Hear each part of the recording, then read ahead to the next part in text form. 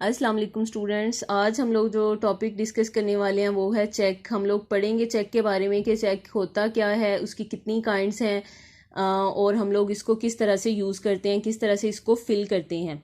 तो सबसे पहले हम लोग चेक के बारे में पढ़ते हैं कि चेक बेसिकली होता क्या है। ये एक ऐसा हुक्मनामा होता है जो कि जो चेक जारी करने वाला है वो अपने बैंक को लिखता है कि वो इस चेक के बदले जो आपके पास लेके आया इस चेक को, वो जितनी इसके ऊपर अमाउंट लिखी हुई है वो जिसके पास ये चेक है उसको वो दे दें। और जो बैंक होता है वो इस बात का पाबंद होता है कि वो अपनी ज़रूरी जो उसमें रिक्वायरमेंट्स हैं वो चेक करे। अगर वो पूरी हैं तो वो जो चेक लेके आया है उसको उतने पैसे अदा कर दे। अब वो रिक्वायरमेंट्स क्या हैं? एक तो ये है कि जिसने वो चेक लिखा है, जिस बंदे के नाम का वो चेक है, उसके अकाउंट में उतनी रकम मौजूद होनी चाहिए। ये ना हो कि कोई बंदा आपको 50,000 का चेक दे रहा है कि ये आप निकलवा लें बैंक से जाके, लेकिन उसके अकाउंट में 50,000 हो ही ना, तो बैंक तो आपको वो नहीं देगा।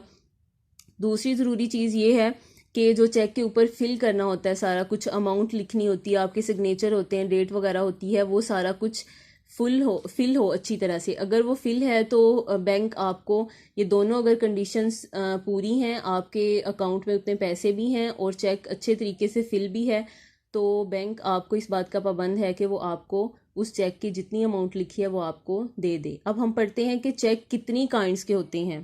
हाँ जी, चेक की डिफरेंट काइंड्स होती हैं। सबसे पहले हम लोग पढ़ेंगे बैरियर चेक। ये कौन सा चेक होता है? जो भी हम लोग बैंक से रकम निकलवाते हैं हम लोग मोस्टली इसी चेक के थ्रू निकलवाते हैं।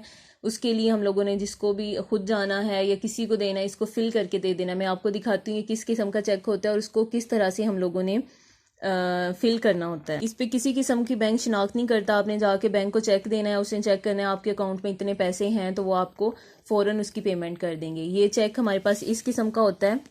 ये सारा इसका फॉर्मेट है। सबसे पहले तो उन्होंने HBL का ये ID है, नीचे उन्होंने जो आपकी ब्रांच होगी जहाँ का आपका चेक होगा वो यहाँ पे लिखा होगा। उसके बाद इस साइड पे अगर हम लोग देखें तो ये चेक नंबर लिखा होगा और फिर इसके बाद उन्होंने जो आपका अकाउंट नंबर है वो यहाँ पे लिखा होगा। उसके बाद यहाँ पे आप लोगों ने लिखनी होती है डेट।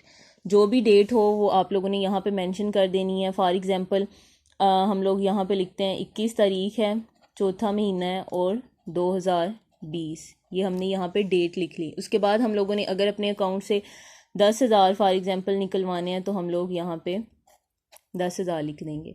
फिर उसके बाद इस साइड पे हम लोग आ जाते हैं। यहाँ पे हम लोगों ने क्या फिल करना होता है? पे, कि ये मतलब किस बंदे का है ये चेक।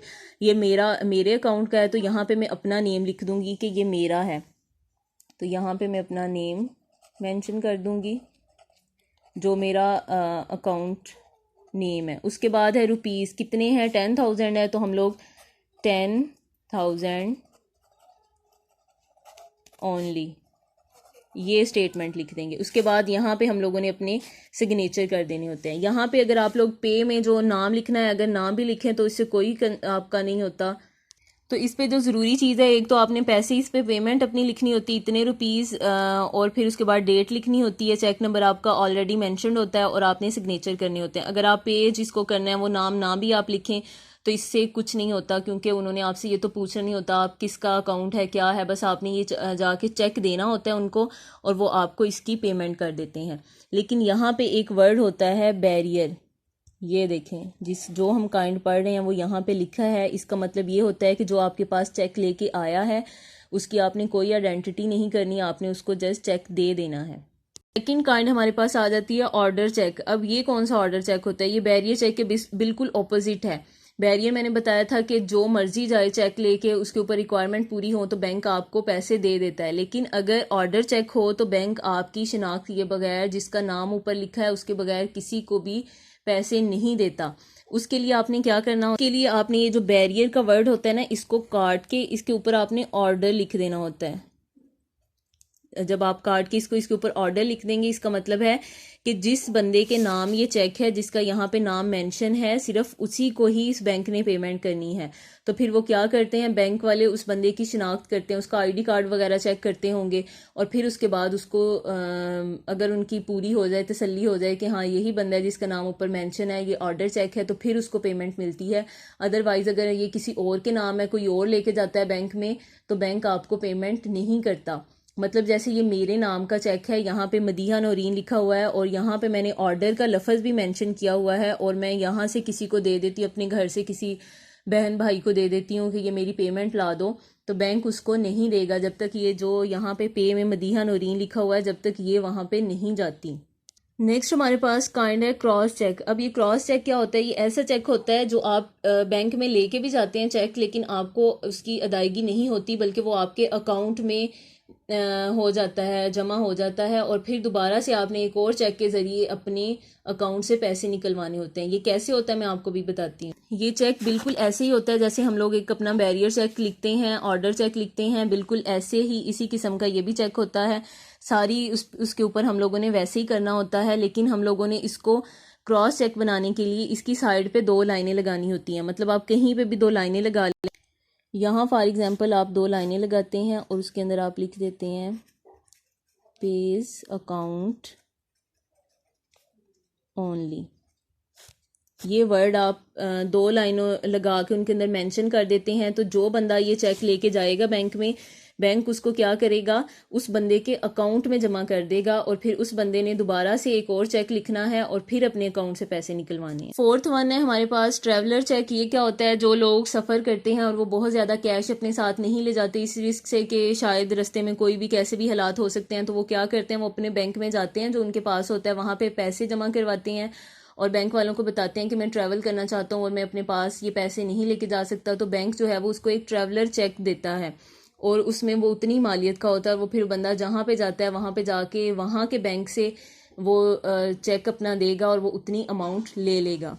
हाँ जी, नेक्स्ट हमारे पास है बैंक ड्राफ्ट। बैंक ड्राफ्ट क्या होते हैं? लोग एक पैसे को, जैसे मैंने पेमेंट करनी है लाहौर में किसी बंदे को और वो लाखों में करनी है, और मुझे समझ नहीं आ रही कि मैंने किस तरह से उस बंदे को पहुंचानी है रकम, तो मैं अपने यहाँ पे बैंक की किसी भी ब्रांच में जाऊँगी और उनको जाके बताऊँगी कि मैंने इतनी रकम आगे पहुंचानी है, मुझे इसका ड्राफ्ट बना दें। वो बैंक वाले मुझसे उतनी रकम लेके एक मुझे ड्राफ्ट दे देंगे। मैं वो ड्राफ्ट क्या करूँगी, मैं उसको बजरिया डाक जो है उस बंदे को भिजवा दूंगी, और वो बंदा वो ड्राफ्ट उसी बैंक की ब्रांच में ले जाके देगा और वो उसको उतनी पेमेंट दे देंगे। जी, नेक्स्ट हमारे पास है सिक्योरिटीज़ और बॉन्ड्स। ये क्या होते हैं? जब हुकूमत लोगों से कर्जा लेती है तो वो क्या करती है, बैंकों से लेती है या लोगों से लेती है, तो उनको बॉन्ड्स या सिक्योरिटीज़ दे देती है। ये एक किस्म का हुकूमत जो है वो वादा, एक तहरीरी नोट होता है जो लोगों को वो देती है, जिसके ऊपर जिसने वो बॉन्ड्स या सिक्योरिटीज़ खरीदी होती हैं उसका नाम लिखा होता है, तारीख लिखी होती है, और साथ लिखा होता है कि इतनी इसको सूद की अदायगी होगी।